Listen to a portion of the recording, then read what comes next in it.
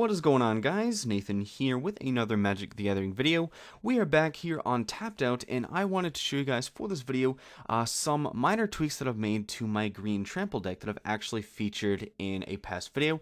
I'll leave a link to that in the description if I manage to remember it by the time this is uploaded. Basically, I've made some minor tweaks, substituted around, I would say, 10 cards to make this deck into an absolute beast. It is just a monster producing insanity deck. This deck will regularly produce ridiculous creatures along the lines of like 14/14s with trample. So if we, yeah, it's just insane, which I'll get into that in a little bit.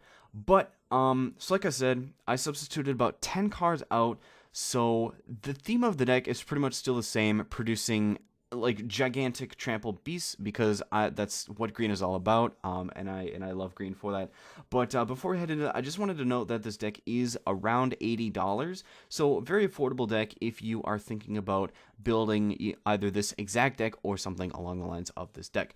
Okay, so the first and most pretty much the major change to this deck is a change of commanders. Before, I had my commander as Freyalise, Llanowar's Fury, and that helped me out with basically ramping and artifact and enchantment secure. And there was additional card draw if you could get her ultimate off, which you could typically get her ultimate off in the majority of games. But what I've actually done is replaced her with Xenagos, God of Revels. So he is a 5-cost, and he's not actually a mono-green commander anymore. He is a 3-colorless, 1 red, 1 green. So that means I had to include some green land in there, and it actually helped with some ramp cards that have things like Kodama's Reach, Rampant Growth, that allow me to search for basic lands, because then I can search for a mountain, and basically I only need 1 mountain on the board to play most of my red-green cards, because I did include a couple of them, and especially my commander, who you only need 1 mountain for. So, he is a god, indestructible. As long as your devotion to red and green is less than 7, he isn't a creature. That's great. At the beginning of combat on your turn, another target creature you control gains haste and gets +X/+X until end of turn, where X is that creature's power. Okay, that is insane. Because if we go back here, let's take an average creature. Let's take, for example, just your regular Terra Stomper. If I play Xenagos on 1 turn, wait another turn, and then play Terra Stomper, okay? I am going to be swinging with a 16/16 trample that is able to swing as I play it because it has haste, because of Xenagos' ability. That is absolutely insane. And the thing is, like, it's not as if, like, it has haste, and that is really worth mentioning, because, you know, normally in a commander game, if you play a ridiculously powerful card, you might expect it to get removed. Well, with Xenagos, he's obviously a very powerful card, but he's a little bit harder to get rid of because he is indestructible. The thing is, with something, when you give something haste, it doesn't, obviously, there is no chance for it to be removed. So you can pump out these ludicrously large monsters every turn, and you just keep swinging and swinging, and that trample damage is always going to get through. It's just a guarantee of doing direct damage. So, he is the most major change that I've made to the deck. And he has given he just makes things ridiculously large, and I'll get to that in when I'm going over the creatures here. Okay, so as I mentioned, I had to include some sort of red mana for red mana source in my lands. So you might notice that there are a lot more non-basic lands here. Well, obviously that is for a purpose, because we're going to be needing both red and green land here. So I'll just quickly go over the lands. Evolving Wilds, you can search for a mountain, basically search library for a basic land card. That's great.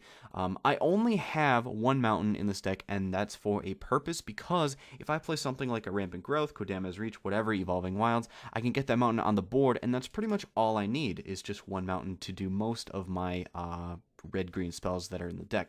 So Evolving Wilds can search for that mountain, 21 force, Frontier Bivouac, just your basic non-basic land. I can add both red-green. Fungal Reaches, this was primarily for red-green.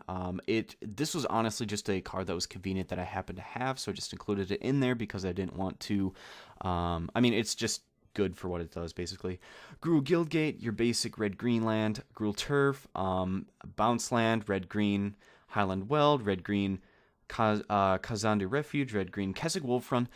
This is also pretty awesome because, like, if I have this on the field, it's just a card that I can play if I don't happen to have anything useful in my hand.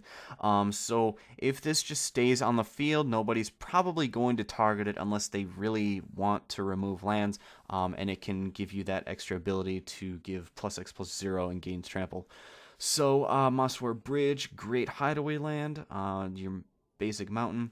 Myriad Landscape, you can basically just search for 2 basic lands, which is it wouldn't be ideal if I needed to search for like a mountain, because it has to be 2 basic land cards that share a land type, but it's still great ramp anyways.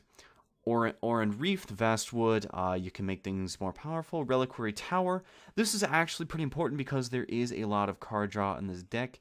Rugged Highlands, your red-green Slippery Karst, your cycling land, Tranquil Thicket cycling land, whatever. Pretty basic. So there is enough like sources to get the red mana that I need to cast my commander. That's the only worry in this deck, is getting that red mana, and there are around 10 to 12 to 15-ish cards in the deck that will allow you to get that land, to get that mountain, or produce some sort of red mana. So, alright, so I'll get into the creatures. Arbor Colossus, you're pretty much just a 5-cost 6/6. This guy was included primarily to just deal with flyers. He's a great flyer killer, and not only that, he's a 6/6, so he's pretty high power. He's a pretty efficient creature, actually, alone for just being a 6/6 for 5. Okay. So, Atarka World Render is technically not legal as of this recording because he is in the new set Fate Reforged, and if I show illegal cards, he is right there. Because Fate Reforged has not been included quite yet in the Commander playset, so he is listed as banned for now. But I don't think he will truly be banned from Commander because he's definitely a fair card. Basically, he is a 6/4 trample flyer for 7 mana, so pretty high cost. But whenever a dragon you control attacks, it gains double strike until end of turn. Now, you might think that this card would be actually best in some sort of dragon deck, or even commander dragon deck, because it is a legendary creature, so you could use it as your commander. But it serves its purpose excellently for what we're doing for this deck, because if I happen to have Xenagos out, my commander, and I play Atarka World Render, I can then swing for so he would be a 12/10 with flying, trample, and double strike. So I would be swinging for 24 with trample and a flyer, which certain colors don't do well against, which is amazing. I haven't been able to get this guy out where I've been able to swing with him that much, but the potential is there, and that is crazy. Bellowing Tangleworm, always got to include him in any sort of mono green deck. Intimidate, other green creatures you control have Intimidate. He's a 4/4 for 5. So this is even better. Trample is obviously meant for damage to seep through, but with him out, you can guarantee all of that damage is going straight through. Brutalizer Exarch is... so when he enters the battlefield, you can either tutor for a creature card, put it on top of your library, or you can put non-creature permanent on the bottom of its owner's library. So this is good for removal if there's a particular artifact or enchantment that is giving you trouble, but tutoring for the creature is incredibly valuable. For example, if I really need to raise my defenses like right away and I happen to have the mana for it, then I would go ahead and search for a Colossus of Akros, a 10/10 indestructible defender, which is good. Cloud Thresher, another sort of creature that is meant to deal with flyers, 7/7 with flash and reach for 6, which is definitely very good, pretty efficient, and it has a nice little token killer effect along with it. Colossus of Akros, I have monsterfied this guy so many times. He is such a beast. 8 mana for a 10/10 defender with indestructible, but you only need 2 more mana, so 10 mana, which is very doable in this deck because of the amount of land and the amount of ramp in the deck. Monsterify him, and then all of a sudden he has trample and can attack, so he is a 20/20 trample with indestructible. It is really hard to get rid of a Monstrified Colossus of Akros. Dungrove Elder, 3 cost hexproof, power and toughness are equal to the number of force you control. It's a mono green deck.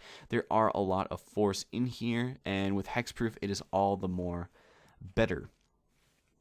Gaia's Revenge, pretty good creature, mostly good because it can't be targeted by non-green spells and abilities, but otherwise it can't be countered, and it has haste and 8/5 for 7.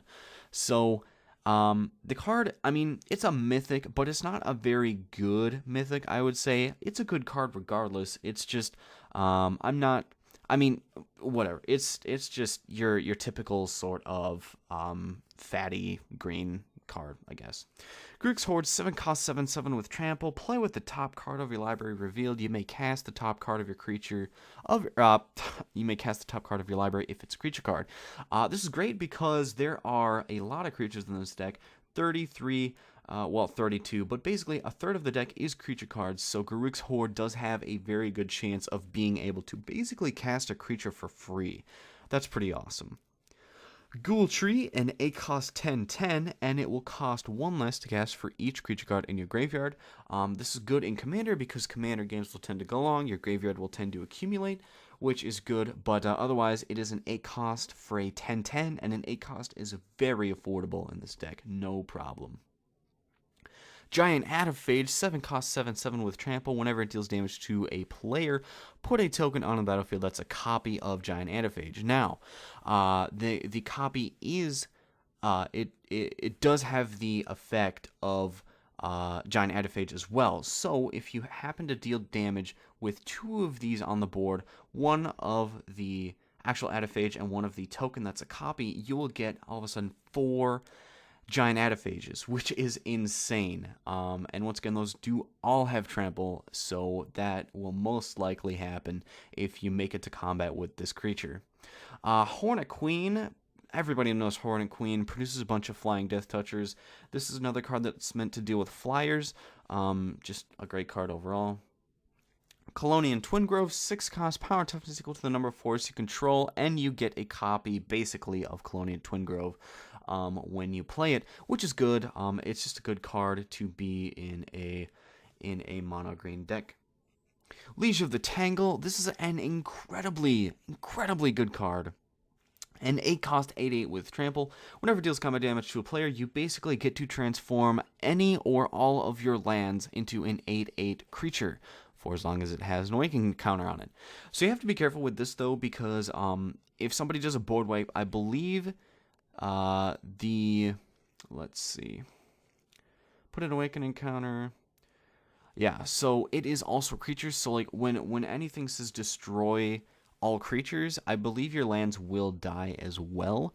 So you have to be careful about that, but otherwise Liege of the Tangle can output insane damage, and if you even combo him with Xenagos, you got a 16/16 trample with that extra effect. It's just so incredibly good. Lifeblood Hydra, X3 green trample, enters the battlefield with X +1/+1 counters on it, so your classic Hydra, but when it dies, you gain life and draw cards equal to its power. So, this is actually combos very well with something like Xenagos, because let's say you go into combat with a moderate amount of counters on it. Let's say you have 4 1/1 counters on it. Even gaining 4 life and drawing 4 cards, if it happens to die in combat, that's pretty good. But if you combo it with Xenagos, it is all of a sudden an 8/8, and let's say it dies in combat. There's somebody has something even more powerful than it. Then you gain 8 life and draw 8 cards, and you're gonna have to discard cards. That's true, but those cards can help you with whatever situation that you might find yourself in. Very good synergy with that. Moldgrave Monstrosity, when it dies, basically a 7 cost 8/8 trample. When it dies, exile it, then return 2 cards at random from your graveyard to the battlefield. So this is good late game. Once you have that graveyard a little bit full, you basically get to cast creatures for free, and that's amazing. Mollymo is a 7-cost power, toughness equal to the number of force you control, and it has trample. So basically the effect of Dungrove Elder and Clonian Twingrove, but it has trample as well. Palaka Worm is a 7-cost 7/7 with trample. When it enters the battlefield, you gain 7 life. When it dies, draw a card. Pretty good creature. Penumbra Worm, 7-cost 6/6 trample. When it dies, put a 6/6. So it kind of comes back as a token. Basically, you can set it into combat. Don't even have to worry about it because you're going to be getting a 6/6 if it happens to die. Rampaging Baloth, 6-cost 6/6 trample landfall. When a land enters the battlefield under your control, you may put a 4/4 green beast creature token onto the battlefield. Those beast tokens don't have trample, but I've had it many times where I would pay the 6 cost for this card and then play my land for the turn so that I get a 4/4 right away. So all of a sudden you have a 6/6 trample and a 4/4 regular token for 6 mana, and that is incredibly good. Rurik Thar, he's one of my recent additions. He has Vigilance and Reach, and he attacks each turn if able, but he helps kind of incentivize people not to really do anything to you, because whenever a player casts a non-creature spell, this creature will deal 6 damage to that player. So let's say somebody is looking to play a board wipe. Well, they can play it, but this is going to punish them for it, which is good. And I do also like that he has Reach, so a little bit of extra defense against flyers. Rushwood Elemental, a 5 green cost trample. At the beginning of your upkeep, you may put a +1/+1 counter on Rushwood Elemental. This guy is good, like, to be your first creature on the board because he sort of just accumulates power and toughness over time. So that's pretty awesome. Oh, excuse me. Sooklash Spider, a great flyer killer. Again, 2/7 for 5 with Reach, and you can basically deal a crap ton of damage against each creature with flying, which is great. And then the classic beatstick, Skarg Goliath, an 8-cost 9/9 with trample, and if you really want to, you can blood rush him. So basically, you can pay 7. Okay, so let's say I played a somewhat low-cost creature. Let's say I played a Dungrove Elder, and let's say I have, I don't know, let's say I have 5 force. So Dungrove Elder is a moderate 5/5. So then I play then I Blood Rush Skarg Goliath, so I pay the 7, which, 10 mana, not unheard of to have in a commander match. So let's say I have 10 mana, play the Dungrove Elder, then Blood Rush the Skarg Goliath. All of a sudden, my Dungrove Elder is a 14/14 with trample, and I move him into combat with Xenagos, and I'm swinging for a 28/28 with trample and hexproof. That is crazy synergy. Just ludicrous. Soul of the Harvest, 6-cost 6/6 trample. Whenever another non-token creature enters the battlefield under your control, you may draw a card. So we got some extra card draw in there. Terra Stomper, your efficient 8/8 for 6, can't be countered. Great card.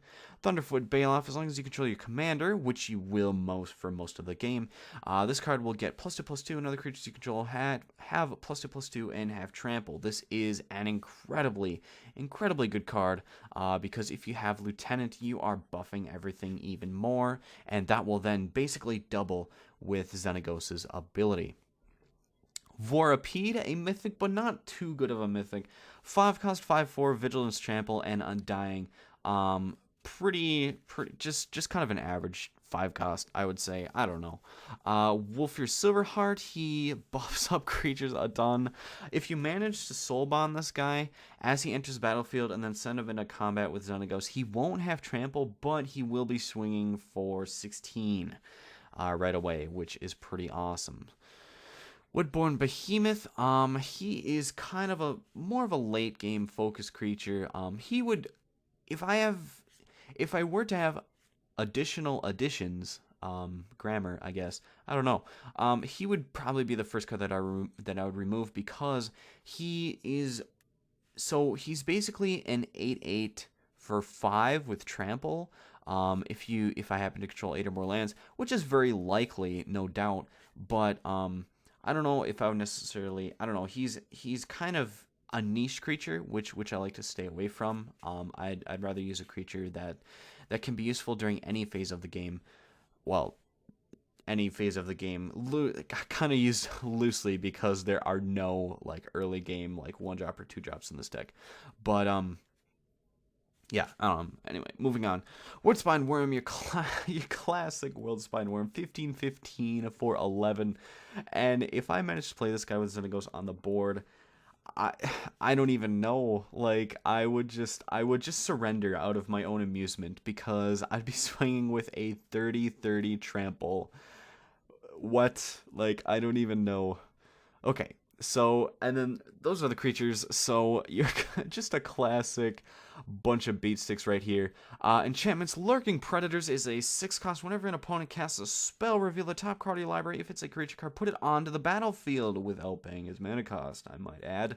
Otherwise, you may put the card on the bottom of your library. So this is good on multiple fronts because, first of all, you can cast creatures without paying their casting cost.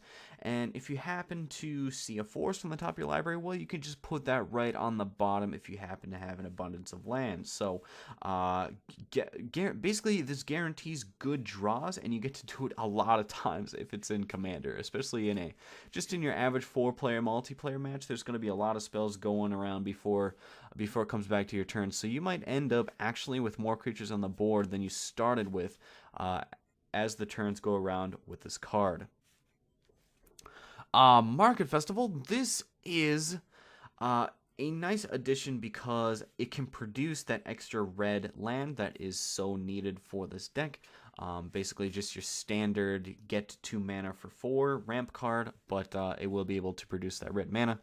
Mythic Proportions, your 7-cost enchanted creature gets +8/+8 and has trample. So this is your classic. Well, obviously this is just going to make something ludicrously powerful, but it will synergize with Xenagos because it will, let's just say I have a Terra Stomper out, then I cast Mythic Proportions on it, it will be a 16/16 with trample, then I give it to Xenagos' power, then all of a sudden I'm swinging with a 32/32 trample. That is, again, ludicrous. Like, I don't even know if I need to emphasize how stupidly powerful these combinations are, but this is more for giving something trample that doesn't have trample. So for example, something like a, I don't know, Silklash Spider would be good. That would turn that into a monster. Dungrove Elder, something that doesn't have trample. Cloud Thresher, maybe stuff that's more designed to defend against flyers. So a decent card overall, I guess. I don't know. Rancor rather, is just your 1-cost. Give a +2/+0 and trample, so it'll synergize with an extra Xenagos buff, and it will give something trample, which is always awesome. Song of the Dryads. This is great because it's your standard removal, but you can destroy something, but not really. You can, like, this is so versatile because, for example, I've actually used this on enemy or my opponent's commanders before. So unless they have something that can destroy an enchantment, their commander is now a colorless forest land, which is really good. So I kind of had to keep Song of the Dryads in the deck. Spawning Grounds, your 8-cost. You can tap the enchanted land to put a 5/5 green beast token with trample onto the battlefield. That's insanely good, just guaranteed creatures. And for 8 mana too, that's pretty spendy enchantment, but definitely very good. Triumph of Ferocity is so awesome. This is such an underrated card. At the beginning of your upkeep, draw a card if you control the creature with the greatest power or tied for the greatest power. Now, I don't think I need to emphasize how powerful these cards are in this green deck. So you can safely assume that every time during your upkeep, if you have this card on the field, you will definitely be drawing an extra card. So a free card draw, I will take that every day of the week. Dragon for artifacts, Dragon Throne of Tarkir. This is my most recent addition, and I had to kind of test it out because this card is good if you invest into it. So it is so unbelievably good if you make the investment. Because let's say I have two moderate creatures. Let's say I have a, I don't know, let's take just an average. We'll take Dungrove Elder. Let's just say like a where's the thing? A non 8/8 Woodborne Behemoth. So it's just a 4/4, just an average 4/4. And then something like a where's that other 4/4 that gives the +1/+1 counters? I honestly don't remember. Whatever. We'll just say we have a 5/5 Dungrove Elder. So what you do is you play the Dragon Throne of Tarkir, you equip it. You're probably gonna have to wait another turn, but then you can pay 2 mana, tap the creatures. So let's say we equipped it to our what did I even use just for that example? I don't even remember. Oh, so our Woodborne Behemoth. So let's say I tap this. It now has Defender. All of my creatures get Trample and +4/+4. You then synergize that with Xenagos, and you turn that for one creature, that extra 4 power and toughness into 8 power and toughness, and that is really good. And that's for all of your creatures too. So if you happen to have 2 or 3 creatures on the board, which is typically honestly how much you get on the board just because of how much they cost, you're going to be swinging for a lot of damage. Once again, Emerald Medallion, just your standard make things cheaper ramp card. Locks it on Warhammer. Enchanted creature gets +3/+0 and has Trample and Lifelink. So this keeps with the theme of the Trample deck, kind of like Ranker. I wanted to include stuff that gives Trample, and the extra buff is nice too, but what really is amusing is the lifelink on this card, because let's say I have Xenagos on the board, I play a Terror Stomper, I equip Locks Now Warhammer to it, all of a sudden I'm swinging for, so it would be an 11/8, so I'd be swinging for 22 damage, trample damage with lifelink, so I would gain 22 life. That is just crazy. Soul Ring, your standard artifact ramp. Thran Dynamo, your standard artifact ramp. 1 Power Stone, another efficient artifact ramp. And then Planeswalker is Freyalise. I couldn't really take her out of the deck because she is just too valuable. She is a very good card indeed. She helps with ramping if you happen to draw her and play her, and you can also kind of help out yourself with her extra destroy target artifact or enchantment, which can actually be very versatile. So if you're playing in a large commander setting, you can then, if you want to, throw an Undergrowth Scavenger, who will actually be decently powerful in the late game because people's graveyards do tend to fill up. Gets that +1/+1 counters for each number of creature cards in all graveyards, which is pretty decent. And then Clan Defiance, so your X red forest, choose 1 or more, so you can actually choose all of these if you wanted to.